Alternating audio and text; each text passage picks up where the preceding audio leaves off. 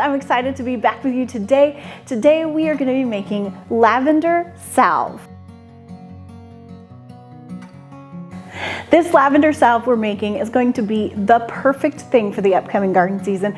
It's great on bug bites, cuts, burns, sunburns, whatever, just dry, rough skin. It is the perfect thing to have on hand. And usually when garden season comes, we're so busy, too busy to make some of these things. So it's a good thing right now when things are slow in the winter time to maybe stock up on a few of these things. This is a super simple recipe and it's all natural and it is wonderful for your hands. I'll be sure to put the complete recipe along with the links of the products and where I got them from so you can make this recipe at home. The first thing you're going to want is coconut oil. I use this fractionated coconut oil because it's liquid at room temperature, and we want 12 ounces of this. Now this is substitutable. You can use any kind of carrier oil, jojoba, you can use sweet almond oil, anything that goes well on your skin, anything that you just love. But I have coconut oil around, so that's what I'm going to use.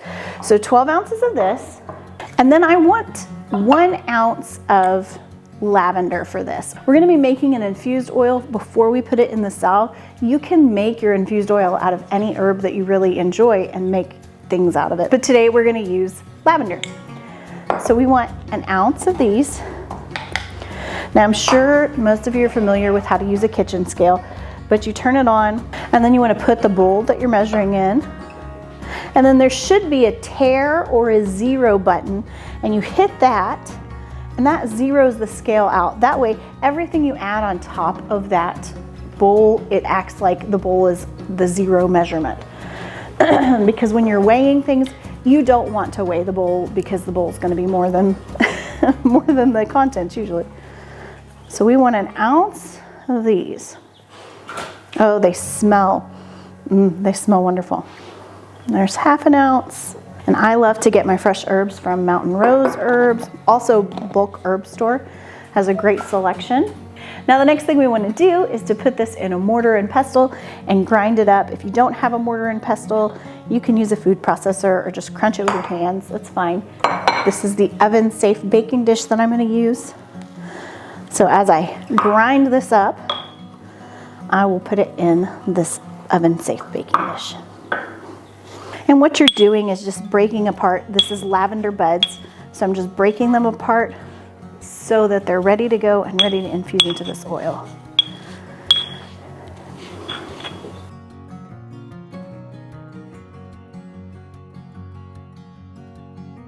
Now we want to cover it with our 12 ounces of oil. Get ready for your house to smell amazing, by the way. Now we're going to do this in the oven. You can do it on the stovetop. You've got to babysit it a little more, which is why I like to do it in the oven. But what we want to do is make sure that the temperature always stays below 140 degrees. Now my oven isn't able to go that low except on the bread proof setting. And the bread proof setting will keep it from about 80 to 100 degrees, somewhere in there. So that's what I'm going to use, and I'm going to set it in there for 6-ish hours. So make sure your oil is covering those lavender buds, and I will see you back here when it has been in the oven for about 6 hours. Alternatively, if you don't want to heat it, you can put it in a jar and set it in a windowsill for about a week. And that should give you the same result. But you want it to be a sunny windowsill where the sun comes in and warms that jar a little bit. Okay, our oil has spent time infusing, and now we want to strain it. I just have this big strainer thing and some cheesecloth, and I typically like the cheesecloth that you can buy on Amazon instead of going to the grocery store. That has super thick holes in it, and even if you layer it, a lot of times stuff gets through. This you can wash and reuse, and it's wonderful. I will link it down below. So we're going to pour this through, and it might be a little hot, but it's not terribly hot. And we're going to strain it through the cheesecloth.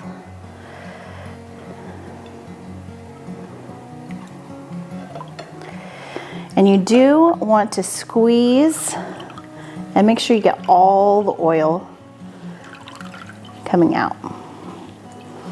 You can smell it. It smells so good. So now I have my lavender infused oil. This is about 8 ounces. If you have more than that, you can save your extra and use it for something else. But we have 8 ounces, and now I'm gonna measure out 2 ounces of these beeswax pellets. And this oil is still warm from the oven, so I'm gonna go ahead and mix them together and try to melt these. You can do this on the stove top, just don't get it too hot. Almost all of those are melted. If you want to pre-melt them a little bit, that's fine too. That looks good. Now, this is optional. You can add a little bit of vitamin E. I have some because I was making my husband some beard oil, so I'm going to go ahead and put this in there. It is a skin nourishing vitamin, so it'll help. Now, you can put this in whatever container you want.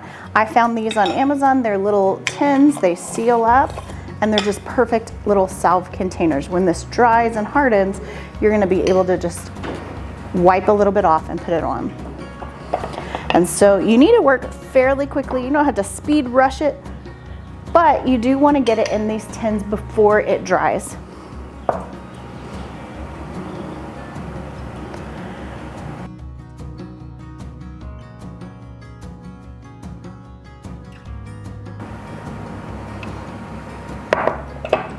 There we go, I have 5 of these salves. Now let's let them dry and I'll see you back here in just a minute. All right, they are all nice and dry in their little tins.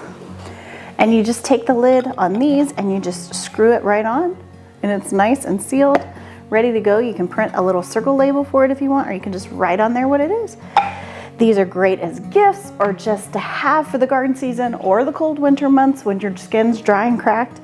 All you're going to do when it's time to use it is take the lid off, rub a little bit onto the bug bite or the burn or the sting or whatever you're trying to heal, the cracked skin, the dryness, and it works like a charm.